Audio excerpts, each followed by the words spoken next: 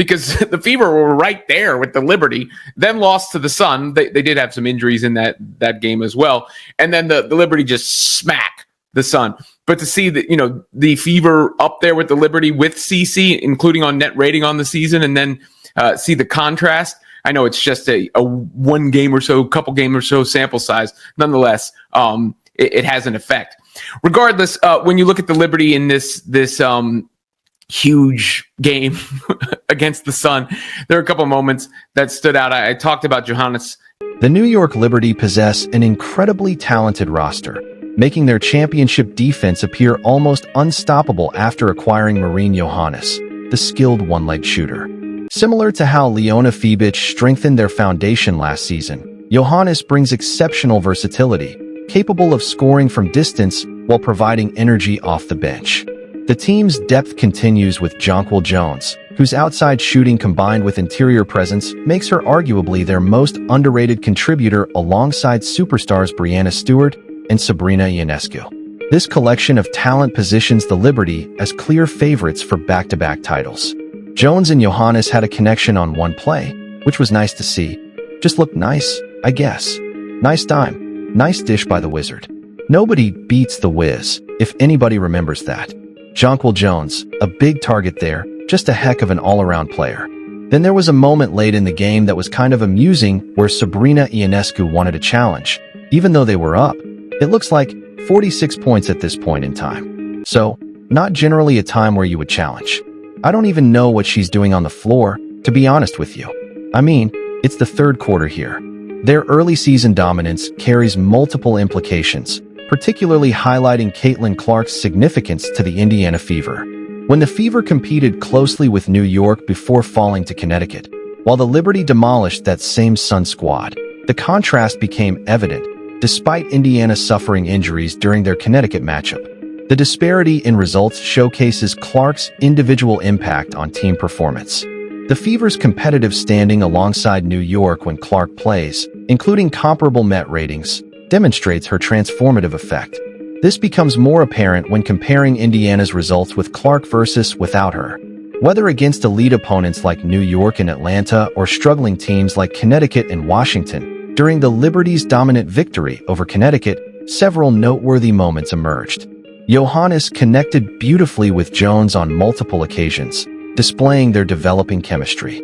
The veteran guard's court vision created easy scoring opportunities for the versatile forward, highlighting their complementary skills.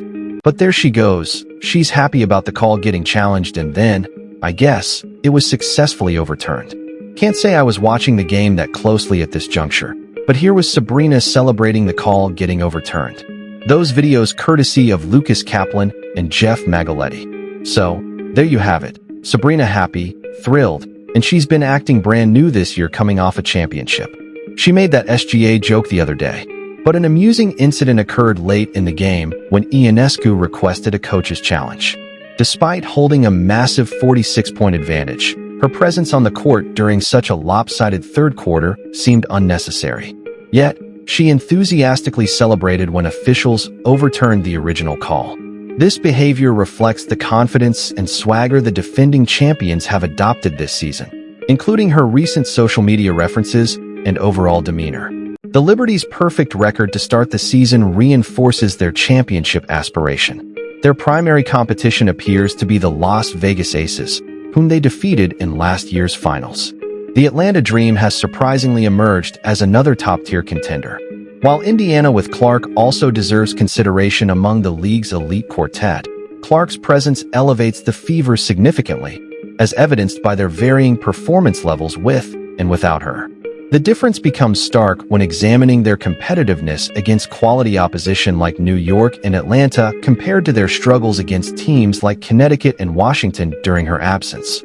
They're talking about it to try to put pressure on the WNBA because the WNBA, as far as I'm aware, has given permission for an emergency hardship, but Sophie Cunningham and Sid Colson have to be officially out, and as of right now, they're game-time decisions. So, it is a hardship contract player by the looks of things until Caitlin Clark comes back from her actual injury, because you can't.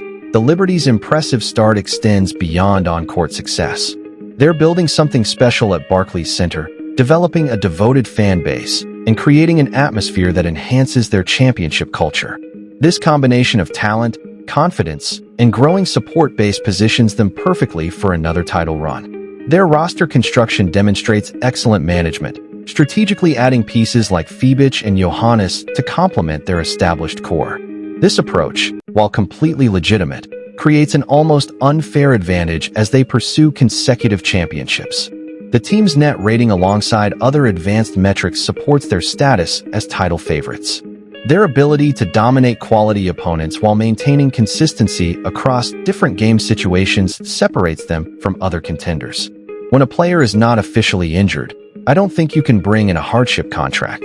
And as of right now, we just don't know what is happening. But anyway, this was what, 27 minutes ago when Chloe Peterson posted this? Yeah, 27 minutes.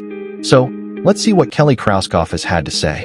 You know, we're down in numbers, but we're looking at adding another player for replacement to help us with our numbers. Brooklyn's emerging basketball culture, combined with the Liberty's on-court excellence, creates momentum that extends far beyond individual games.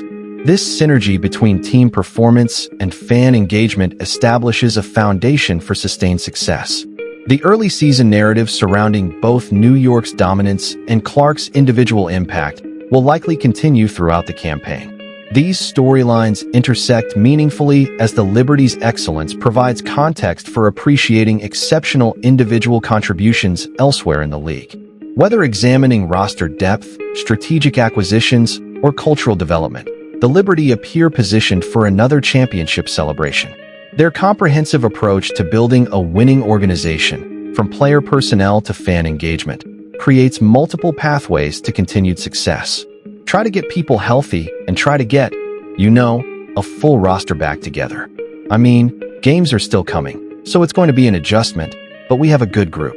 We have good depth, thankfully, so that should help us. Are you hoping to have that player before? Did she just say good depth? Did she just say good depth?